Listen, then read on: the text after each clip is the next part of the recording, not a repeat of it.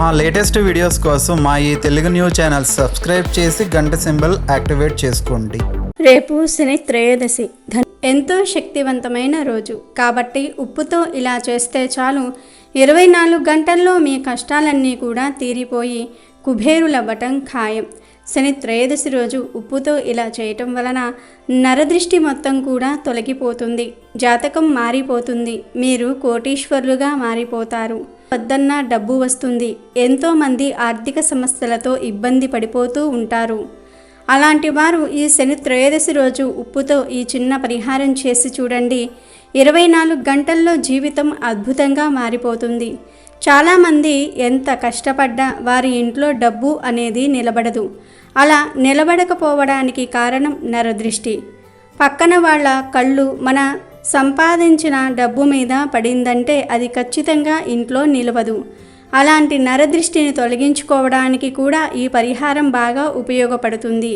ఈ పరిహారాన్ని బయట వారికి ఎవ్వరికీ కూడా తెలియకుండా రహస్యంగా చేసుకోవాలి. అందరి ఇళ్లల్లో ఉప్పు ఉంటుంది. ఉప్పు లక్ష్మీ స్వరూపం. ఉప్పుతో ఎలాంటి పరిహారాలు చేసినా 100% ఫలితాలు అనేవి వస్తాయి. సాధారణంగా అందరి ఇళ్లల్లో ఉప్పు ఉండటం సహజం. ఉప్పు ఎక్కువ అయితే ముప్పు అంటూ ఉంటారు పెద్దలు. కానీ ఈ ఉప్పు వల్ల చాలా ప్రయోజనాలు ఉన్నాయి.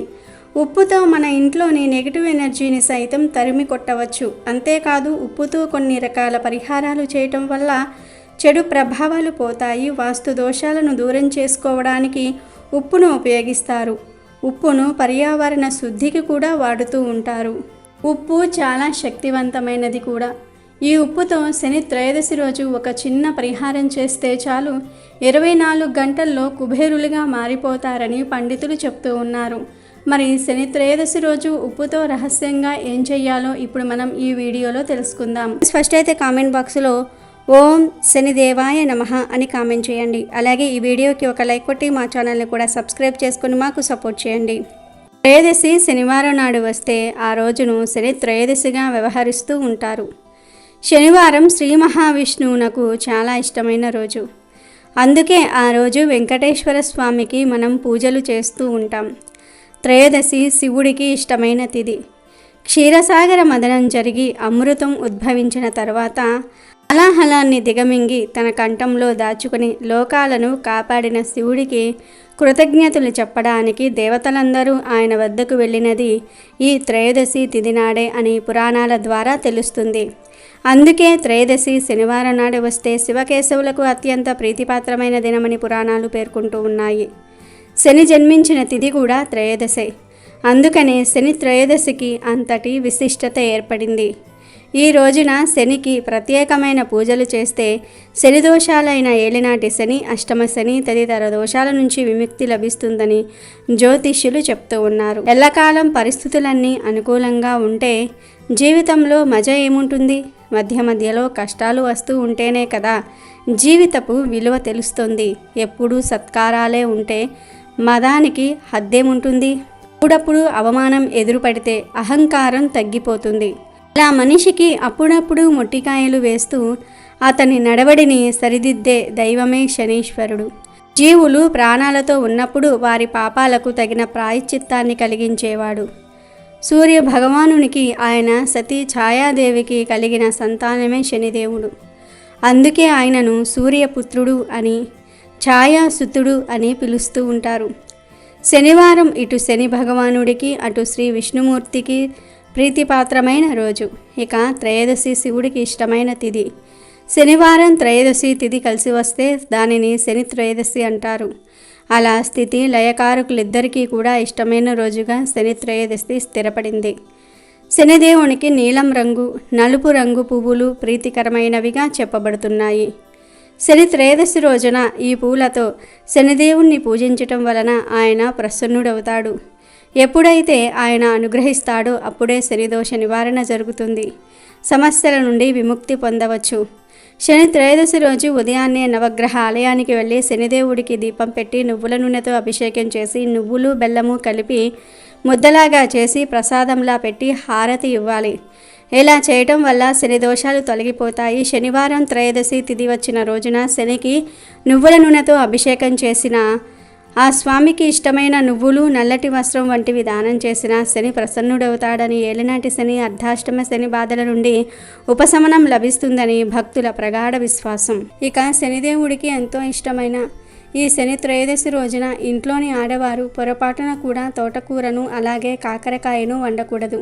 ఏ రూపంలో కావచ్చు, కూర రూపంలో కావచ్చు, ఏ రూపంలోనూ కూడా ఈరోజు తోటకూరను మరియు కాకరకాయను వండకూడదు. కనీసం పప్పులో కూడా తోటకూరను వేయకూడదు. కూరల రూపంలోనే కాదు, ఏ రూపంలోనూ కూడా ఈరోజు తోటకూరను కాకరకాయను తినకూడదు. అసలు టచ్ కూడా చేయకూడదు. కాదని ఈరోజు తోటకూరను కానీ కాకరకాయను కానీ ఏ రూపంలో అయినా సరే తిన్నారంటే మాత్రం అప్పుల పాలైపోతారు. శనిదేవుడి ఆగ్రహానికి గురి అవుతారు. ఆర్థిక సమస్యలు వస్తాయి. ఒకరి దగ్గర చెయ్యి చాచి ధనం అడుక్కునే స్థాయికి పోతారు. కనుక ఆడవారు ఈరోజు ఇంట్లో తోటకూర కాకరకాయను వండకుండా జాగ్రత్తగా ఉండండి. వీటితో పాటు ఈ శని త్రయోదశి రోజు నాన్ వెజ్ను కూడా తినకూడదు. అంటే మాంసము, చేపలు, రొయ్యలు, పీతలు ఇలాంటివేమీ కూడా తినకూడదు. సాధారణంగా శనివారం రోజు చాలామందికి వీకెండ్ కనుక సెలవు దొరుకుతుంది.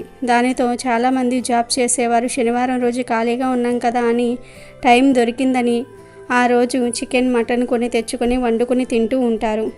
లేదా బయట మాల్స్, రెస్టారెంట్స్కి వెళ్ళి అక్కడ నాన్ వెజ్ ఐటమ్స్ కొనుక్కొని తింటూ ఉంటారు. లేదా శనివారం సాయంత్రం నూడిల్స్ బళ్ళ దగ్గరకు, బిర్యానీ షాపుల దగ్గరకు వెళ్ళి అక్కడ ఏదో ఒకటి నాన్ వెజ్ కొనుక్కొని తింటూ ఉంటారు.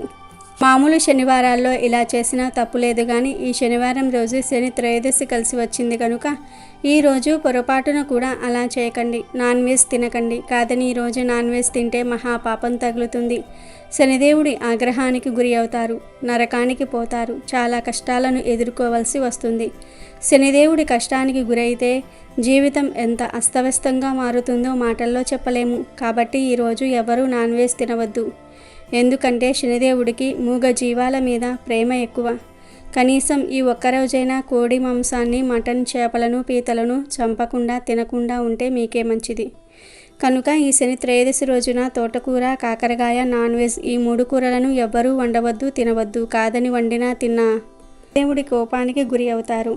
7 జన్మల దరిద్రం పడుతుంది. మహాపాపం చుట్టుకుంటుంది. తెలియక ఈరోజు ఈ కూరను తింటే ఫ్యూచర్లో అనేక కష్టాలు అనుభవించాల్సి వస్తుంది. సమస్యలు, బాధలు ఎదుర్కొంటూ ఉంటారు.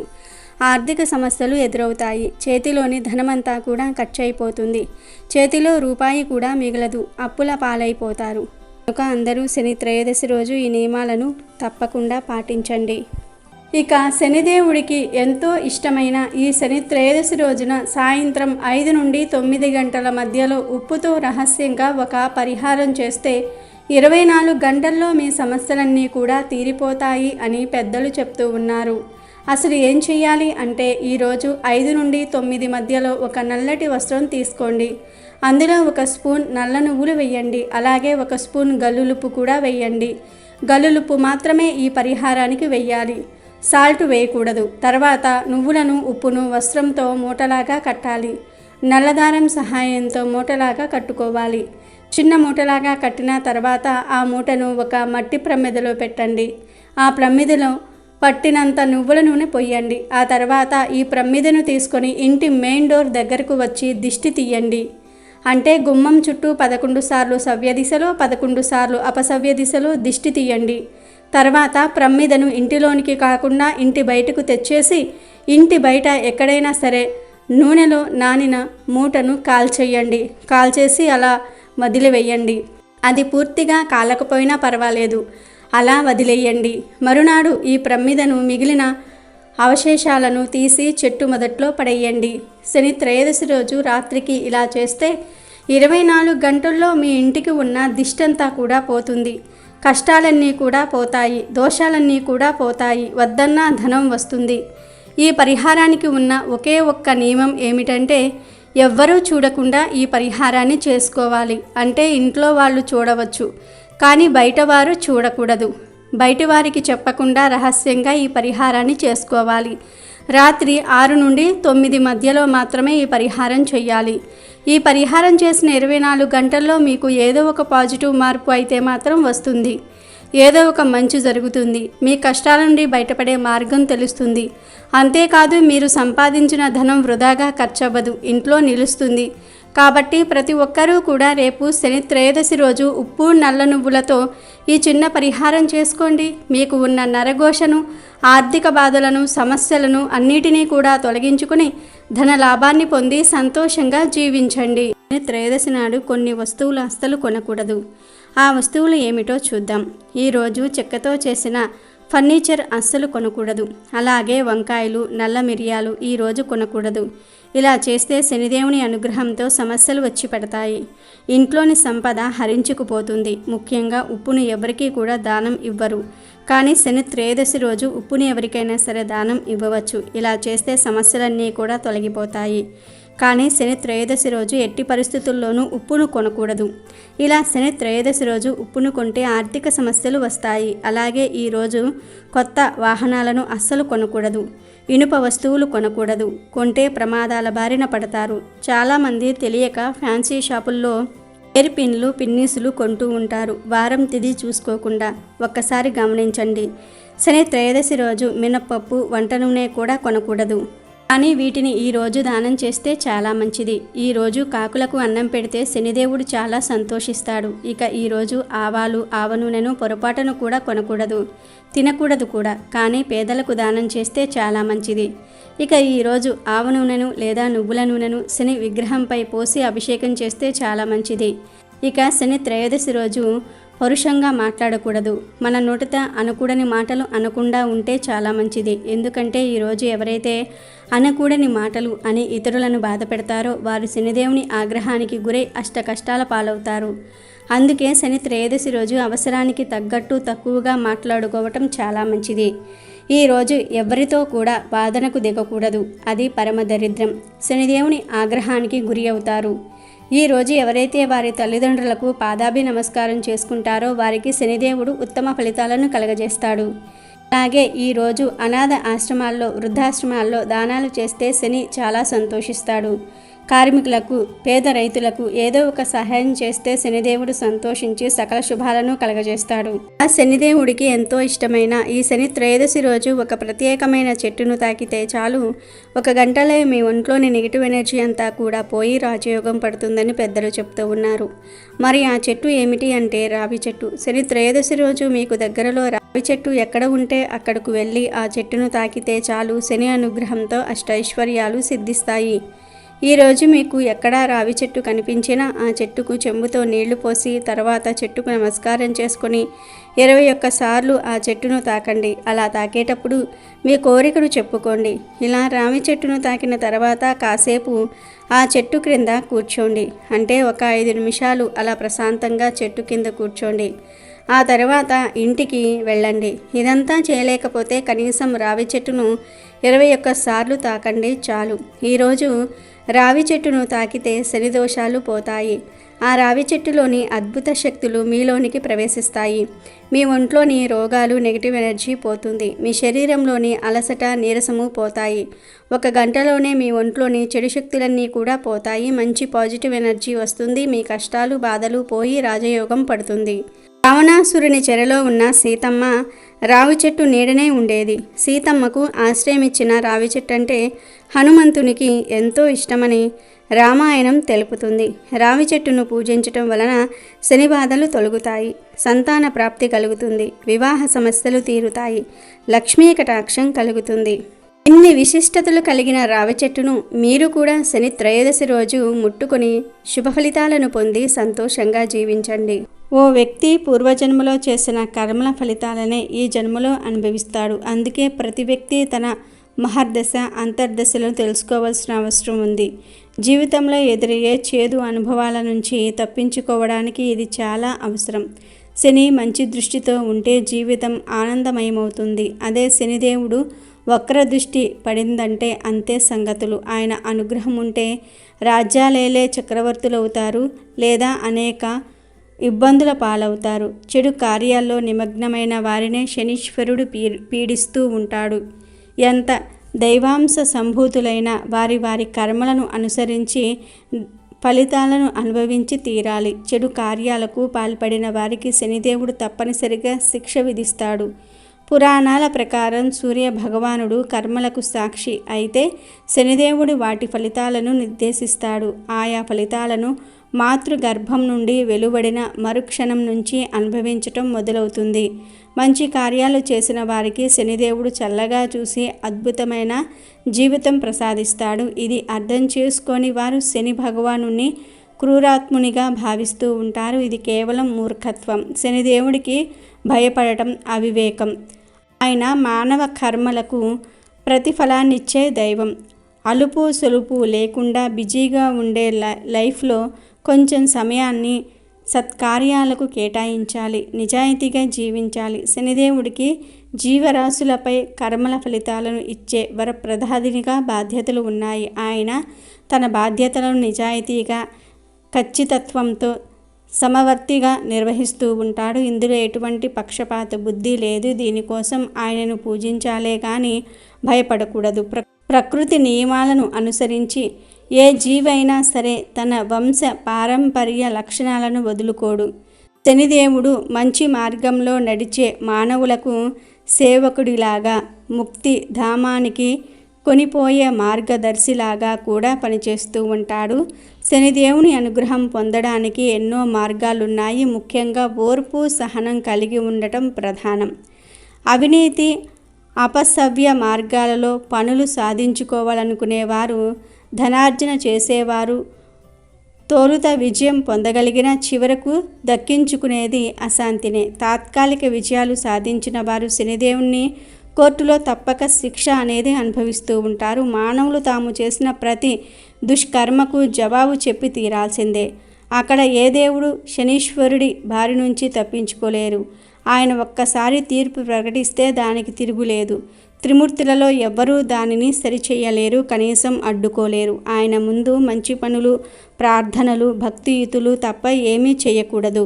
శనిదేవుడు చెడ్డవారిని, తప్పులు చేసిన వారిని పట్టి పీడించటం ద్వారా వారిలో పశ్చాత్తాపాన్ని కలగజేస్తాడు. మోక్షం దిశగా వారి ఆలోచనలను పురిగొలుపుతూ ఉంటారు.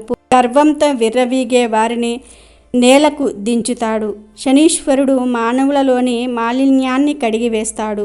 ఈరోజు చిన్న బెల్లం ముక్కతో ఇప్పుడు మనం చెప్పుకోబోయే ఒక చిన్న పరిష్కారం చేసినట్లయితే మీకు ఉండే కష్టాలన్నీ కూడా తొలగిపోయి శనిదేవుడి అనుగ్రహం కలిగి అష్టైశ్వర్యాలు సిద్ధిస్తాయని పండితులు చెప్తూ ఉన్నారు. చాలామంది తీవ్రమైన ఆర్థిక సమస్యల వలన, అప్పుల బాధల వలన, ధన సమస్యల వలన ఎన్నో రకాల ఇబ్బందులు పడుతూ ఉంటారు. ఇవి చాలనన్నట్లుగా ఇంట్లో గొడవలు రావటం, ఆరోగ్య సమస్యలు రావటం, ఇలా ప్రతి మనిషికి కూడా అనేక రకాల సమస్యలు ఉంటాయి.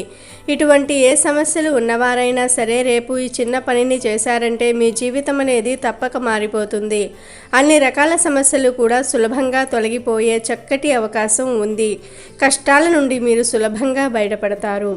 అప్పులు కూడా తీరిపోతాయి. శని త్రయోదశి రోజు ఎప్పుడొచ్చినా సరే బెల్లంతో కొన్ని పరిహారాలు పాటించటం వలన మంచి ఫలితాలు దక్కుతాయి. శనీశ్వరుని అనుగ్రహం కూడా కలుగుతుంది. శని బాధలన్నీ కూడా తొలగిపోతాయి. బెల్లం అనేది చాలా శుద్ధి అయిన పదార్థం, అద్భుతమైన పదార్థం కూడా. బెల్లంతో మనం చేసే ఏ పరిహారానికైనా సరే 100కి 100% రిజల్ట్స్ అనేవి వస్తాయి. బెల్లం ప్రకృతి నుంచి వచ్చిన తీయటి పదార్థం. ఆ బెల్లంతోనే మన జీవితాన్ని కూడా తీయగా మార్చుకోవచ్చు. కష్టాలన్నీ కూడా తొలగించుకోవచ్చు. శని త్రయోదశి రోజున ఎలాంటి కష్టాలు ఉన్నవారైనా సరే బెల్లంతో ఈ చిన్న పరిహారం చేశారంటే అద్భుత ఫలితాలు చూస్తారు. ముఖ్యంగా శని దోషాలు ఉన్నవారు, శని అనుగ్రహం పొందాలి అని కోరుకునేవారు రేపు వచ్చే అతీంద్రియ శక్తి కలిగిన శని త్రయోదశి రోజు దగ్గరలో ఉండే నవగ్రహ ఆలయానికి వెళ్ళి శనిదేవుని ముందు చిన్న బెల్లం ముక్కను ఉంచి నాకు ఉన్న గ్రహదోషాలు తొలగిపోవాలి అని చెప్పి నమస్కారం చేసుకోండి. బెల్లం ముక్కతో పాటు కొన్ని నువ్వులను కూడా శనీశ్వరుడికి సమర్పిస్తే మంచిది. అలా బెల్లం ముక్కను, నువ్వులను శనిదేవుడికి అంటే శనిదేవుడు ముందు ఉంచి నమస్కారం చేసుకొని నవగ్రహాల చుట్టూ ప్రదక్షిణలు చేసి ఆ తర్వాత ఇంటికి వచ్చేయండి. అదేవిధంగా రోజు ఏ సమయంలో అయినా సరే గోవు కనిపిస్తే చిన్న బెల్లం ముక్కను తినిపించండి. బెల్లం అంటే కేవలం బెల్లం ముక్కనే కాకుండా ఆకుకూరల్లో కానీ ధాన్యాల్లో కానీ బెల్లాన్ని కలిపి తినిపించండి. ఇలా చేయటం ద్వారా ఒక శనీశ్వరుని అనుగ్రహం కలుగుతుంది. అంతేకాకుండా లక్ష్మీదేవి అనుగ్రహం కూడా కలుగుతుంది. గోవులో సకల దేవతలు కొలువు తీరి ఉంటారు. అలాంటి గోమాతకు బెల్లం తినిపించటం వలన ఖచ్చితంగా మీ కష్టాలు తొలగిపోతాయి. సకల దేవతలు కూడా సంతోషిస్తారు. మీరు ఎలాంటి బాధలు అనుభవిస్తున్నా వాటి నుండి బయపడడానికి ఈ బెల్లం పరిహారం చక్కగా ఉపయోగపడుతుంది. రేపు శని త్రయోదశి రోజు బెల్లం ముక్కతో ఈ పరిహారాలు చేయటం వలన తప్పకుండా ఒక్క రోజులోనే మీ జీవితం అద్భుతంగా మారుతుంది. వీడియో నచ్చితే లైక్ చేయండి, షేర్ చేయండి, బట్ సబ్స్క్రైబ్ చేసుకోవడం మర్చిపోవద్దు.